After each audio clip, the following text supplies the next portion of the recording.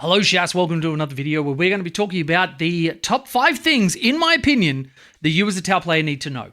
The reason why certain Tau players will win very, very consistently, and you may find mixed results with an army that is arguably one of the highest skill floor and skill ceiling armies to wrap your head around within the game of Warhammer 40k. So without any ado, let's get started.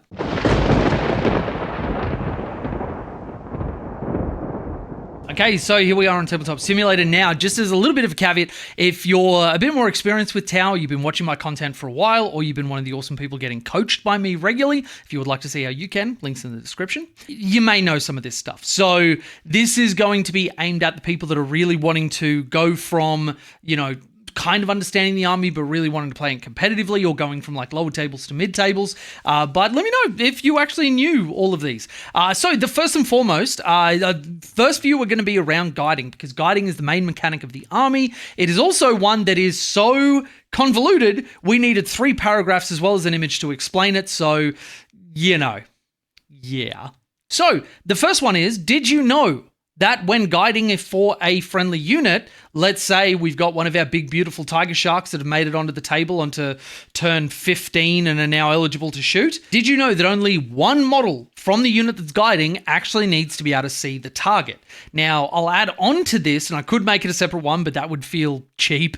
Guiding only has a line of sight restriction and eligibility to shoot. So it doesn't matter whether they're in range of your guns. It doesn't matter about any of that sort of stuff. It is, do you have line of sight and are you eligible to shoot? Now, obviously, taking away eligibility to shoot is things like advancing when you're not in Montcar, because Montcar gives assault, which then gives you eligibility to shoot even if you have advanced.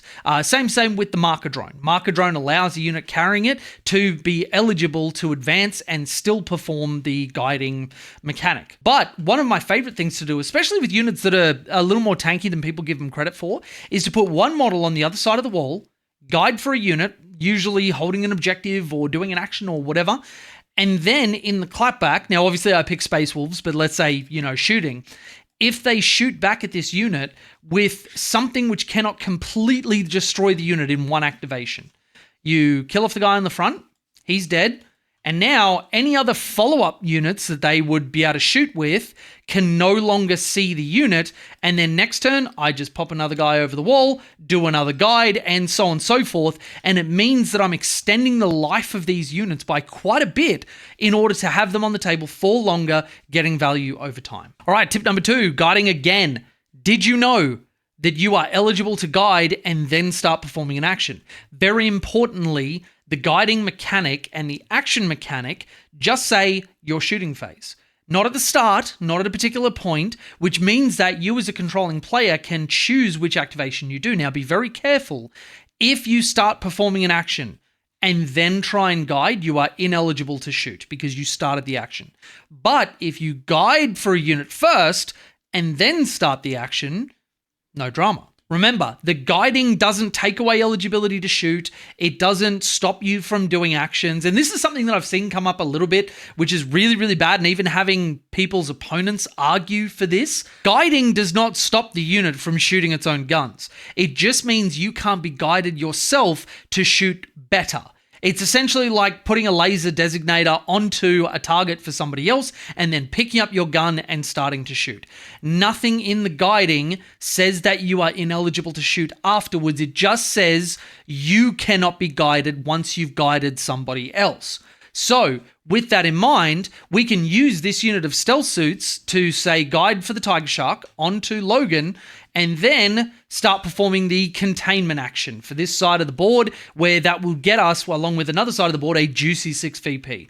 Not losing any value out of the unit that we've got there, still getting the guiding value, and let's be honest, that's really what you take things like Stealth Suits or Pathfinders for, and being able to get us VP in the same turn is a lot of what makes Tau on the upper end very, very, very powerful and makes it a lot easier to play the game and get your full points across the course of it. Okay, tip number 3, did you know, and this is Retaliation Kata specifically, that you can 3-inch deep strike away from somebody using Way of the Short Blade and still be eligible to move with Torchstar Gambit within the same phase. There are a lot of people that have ninth still entrenched in their brain, where when you came onto the board via Deep Strike or Strategic Reserve, you couldn't move again for any reason except for a successful charge. That got removed in 10th edition, which means that we can do things like 3-inch Deep Strike, shoot everything which is on here, and then make a normal move and take like a home field objective, for example. Now, this is something that when you start layering on a few different things, you really start to get to a powerful combination that players have to worry about. The first thing I'm going to point out is the secret mission, which dictates that your warlord needs to be at the end of the game holding and controlling your opponent's home field objective. Now, you say, okay, cool, but I can't have a commander in Deep Strike in turn 5, so that really doesn't do anything for me. Well, actually not true. The enhancement for Starflare Ignition System, which you can put on and is one of the best enhancements for Retaliation Carter, allows you at the end of your opponent's turn to put a unit into Strategic Reserve. As per core rules and how Strategic Reserve interacts, the units that are destroyed at the end of turn 3, if they haven't come onto the board yet, are only units that in the setup reserves step of the deployment phase started in Strategic Reserve or Deep Strike. Anything that is added to it after that point is not affected by that particular rule. They are able to stay in Strategic Reserve or Deep Strike for as long as they want. Obviously, by the end of the battle, that's just, you wouldn't have gotten value if you don't bring them in.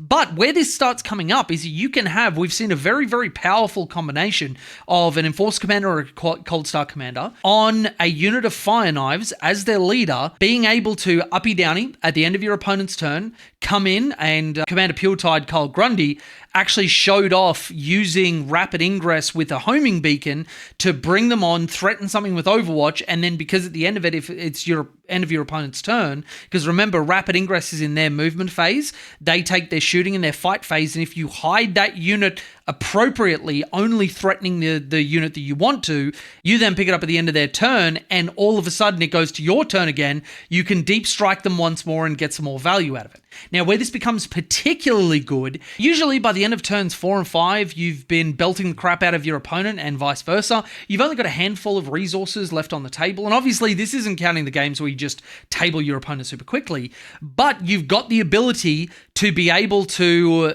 get value out of them, pick them up into Deep Strike, and then spend 2 CP when they don't expect you to come down. And you can also do this with Commander Farsight for 1 CP because of his CP cost reduction ability. And as long as you're banking your CP correctly, you pick that secret mission and you're behind in VP because you have to a little bit with Tau a lot of the time against a lot of aggressive armies. But that doesn't matter. You pick a secret mission, you're still able to score 20 VP off the other primary objectives and then drop down. By this point in the game, they're probably only holding their home field with something very, very minor. You shoot the crap out of it, then spend 1 CP, walk onto the objective, and especially powerful if you're going second, which means you've got the last turn of the game.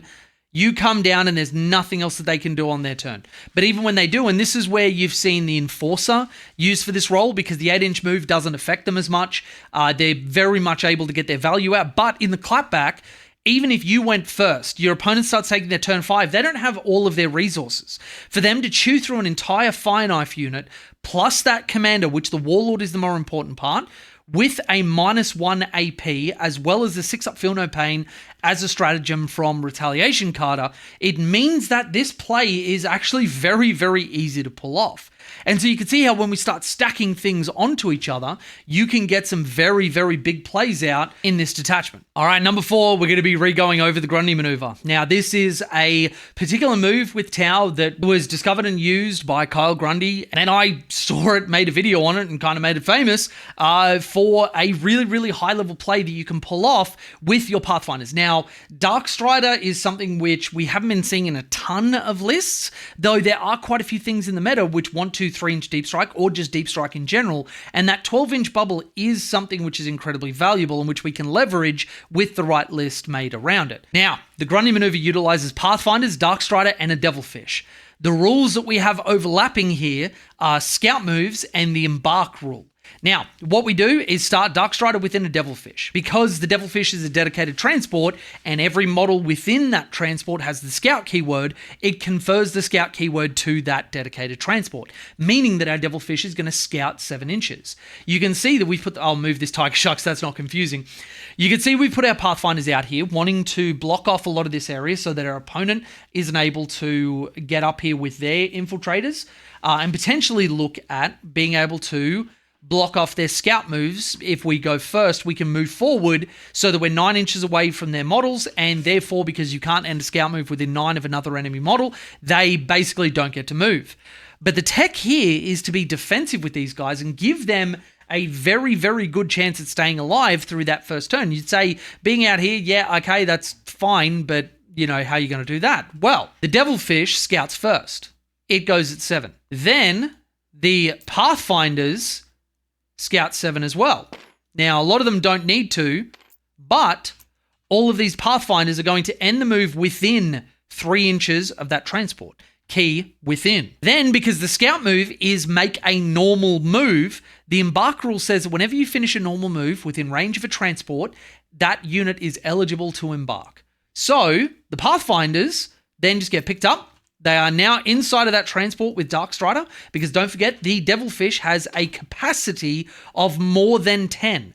That is to facilitate for leaders joining units like the Cadre Fireblade with breaches, and that functions here. Even though they're not attached units together, they are able to coexist within that transport. Now what we have is a transport, and I'll put this back up there. Now what we have is a transport that you need to crack open to get to everything inside of it, and even if they do get through it, the unit is going to come out and potentially not be chargeable or shootable depending on what they have in range. In turn 1, it's unlikely they've got a lot of stuff coming straight out of their deployment zone and able to see this model. What this also means is you can pull off some really, really big cross-map plays. You can have your Pathfinders sitting somewhere over here, and all I have to do is measure 10 inches away from the tip of where the Devilfish is going to land.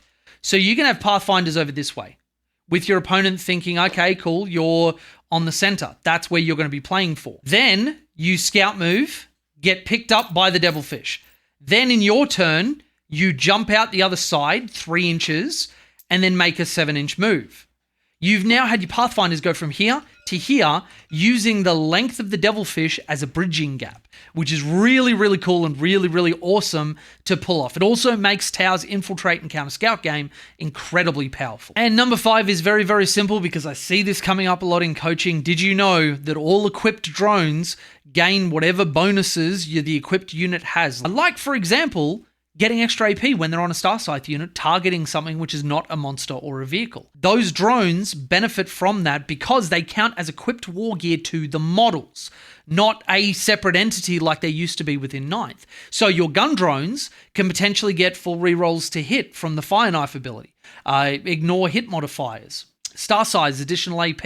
And this means that even though they're not guns that we rely on to do massive amounts of damage, they can't be ignored as little bits of chip damage. And the number of times I have had something potentially limp through on a wound, and I remembered my gun drones and it actually managed to kill it. Doesn't happen all the time, but it is really awesome. And especially against little infantry units, having gun drones on AP1 or potentially AP2 if you're playing Retaliation Carter and you're within 6 inches, that is non-negligible shooting. So make sure you don't forget, they are just equipped war gear, like any plasma gun or fusion blasters or anything else. And that's our 5 tips. Even though this wasn't exhaustive, these were some of the things that I tend to see come up in coaching the most. If you've got something that you'd like people to know, chuck it down in the comments and I will make sure that I have people see it. And this won't be our last of the 5 things every Tau player should know, because this game is incredibly complex. So if there was something you would like to see, let me know. I just want to say a quick apologies that I've been away with everything going on with work, even though we are trying to get to the point of resolution. There has been a severe amount of depression on my part, and it's made making videos incredibly difficult. It's not anything to do with me not loving 40K or not wanting to make videos. It's just that mental health stuff. So I apologize that I've been away. We're going to be trying to get back to our normal schedule. Also, one other thing, I've noticed that when I've been streaming on YouTube and Twitch, YouTube has actually stopped recommending me to a lot of people that have been watching me religiously. And apparently this is to do with the algorithm. When I have a stream that doesn't do the same numbers as my normal mainline videos, it actually stops recommending me as much because it thinks that I'm not as popular or whatever. So what we're going to be doing for at least a little while is all of our streams are going to be over on Twitch for any of the gaming stuff that I'm doing. We've got World of Warcraft coming out with a new raid tier. We're going to be playing Space Marine 2, all that sort of stuff. That will all be on Twitch. That will be linked in the description of this video and every video that I do. But if you normally like to see YouTube streams, that will just be the 40K stuff, because that's still something that a lot of people tune into, as that's, well, what I'm known for. That's what this channel mostly is. But we are looking at doing streaming full time, and that will just be on the Purple channel for now. So thank you to all of my patrons who make all of my videos possible. If you would like to join them and help in growing the channel, and not only that, giving me the freedom to go through some of the worst mental health stuff and know that I am still okay. I've still got people that want to watch my content and want to look after me financially while I go through incredibly turbulent times. This is the absolute best way that you can do it, as well as merch at pantheonstudios.com.au. Pick yourself up a shirt, a dice bag, a dice tray, stuff like that. I just want to say I really, really appreciate everybody that has continued with me on this journey, even though it has been turbulent. And I really, really look forward to making more content for you. So with all that said, thank you very much, and we'll see you in the next one.